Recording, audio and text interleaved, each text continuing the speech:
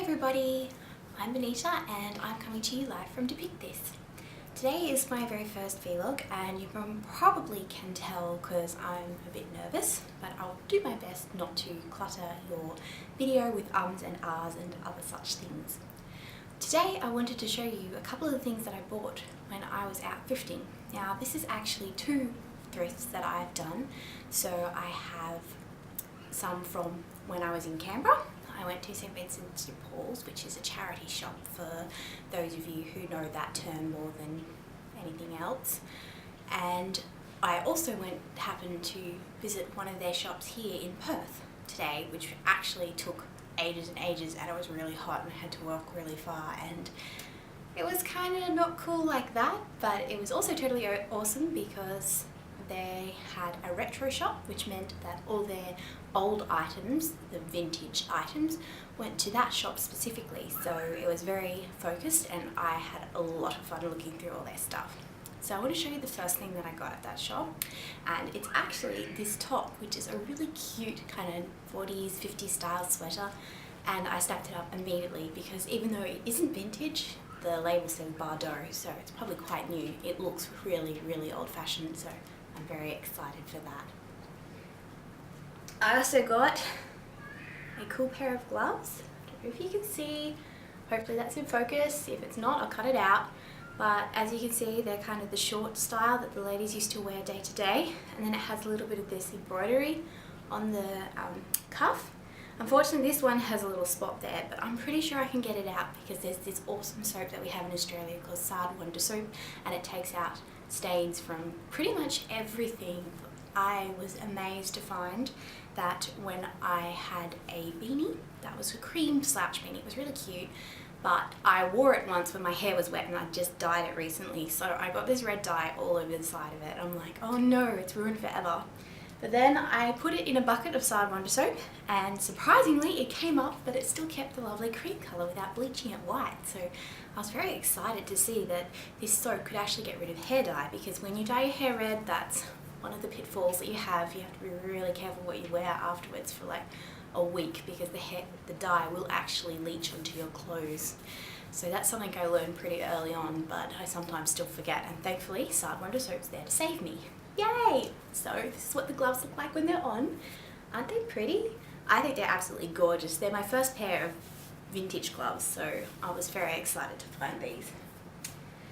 The other thing I got was some really amazing old knit patterns. You can see how old this is. It's like kind of tattered and falling apart. But if you look closely at the picture, hopefully that's in focus, you can see how absolutely amazing this pattern looks, and I can't wait to try it out.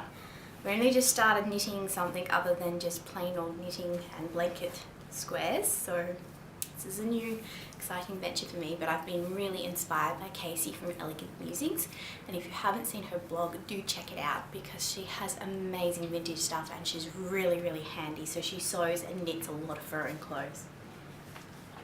I also got this baby knitting book because, as you know, obviously Father's coming sometime soon, and I thought I could knit some really cute clothes for the baby when it comes. I don't know if it's going to be a boy or a girl yet. We're keeping that a surprise, but I'm hoping to knit some kind of non-gender specific items, so blankets and such like, and maybe a few cardigans and booties and such. And I also have another amazing knitting book right here. So you can see it's got some more of those kind of 50s style sweater, which I've absolutely fallen in love. I can't wait to knit myself a whole bunch of these to wear in winter. They seem to have a few patterns for summer, kind of knit blouses, but I don't know about you, but Australian summer is way too hot to wear anything but cotton or a light layer. I find that anything more than cotton blouses and t-shirts, it's way too hot, and I'm actually pretty hot in this one right now, but I had to wear it anyway just for the video. So there are a few of the knitting books that I bought. I won't show you anymore because I actually got quite a few. Mind you, they weren't on the shopping list, they weren't actually in this month's budget, but I couldn't resist when I saw them. They were so pretty. And they're only like $2 a leaflet as well, which, I mean, you really can't go wrong, because, I mean, if I bought them off Etsy or something like that, they'd be like, I don't know, $10 or $20 or something, so there you go. Okay, and one of the other things I got were these little craftwork sets. So as you can see, you get an item, you get all the items you need to make two of those. And I picked those up when I was in Canberra actually. This is my Canberra shopping now. And they have all these amazing little things that you can make. And I brought them along with me to Perth because they were nice and light and they wouldn't take up much space in my suitcase. And I was thinking, well, it would be really great to have something to do while I'm sitting around here. So I haven't started them yet. I've been doing my cross stitch instead, which I won't show you because, well, it's not really finished, so it's not very interesting. Okay, and the last thing I bought, this was also my camera purchase, but it came all the way with me to Perth because it's this amazing vintage tapestry bag. And although it's actually not tapestry, it's just fake, but so it's probably not that old, but I love the shape and style of it, how it looks really old. And see, look, there's the Perth travel tag, so it made it all the way through the airport and getting absolutely mishandled by luggage handlers because, well, a lot of the bags when they come through aren't exactly always in the best shape, so you have to be really careful how you pack your stuff. I don't know if you guys have found this, but that's what I've found, so I tend to try and be really careful, and I was a bit worried that this bag might break or something, but it held up really well and it looks really cool, so I love it. It's currently got all of my craft supplies in it, so wool for the baby blanket that I'm knitting, and it was carrying my cross stitch and my sketching stuff. So it actually was quite helpful to have an extra bag to carry all those things that I needed. Anyway, that's all from me for now. This is the end of my first haul post.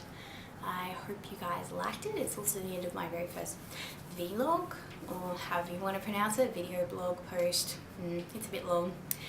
And I had a lot of fun showing you guys what I bought, and hopefully I can come back later with something more exciting to show you as well. Anyway, thanks for visiting to pick this, and I hope to see you around sometime soon.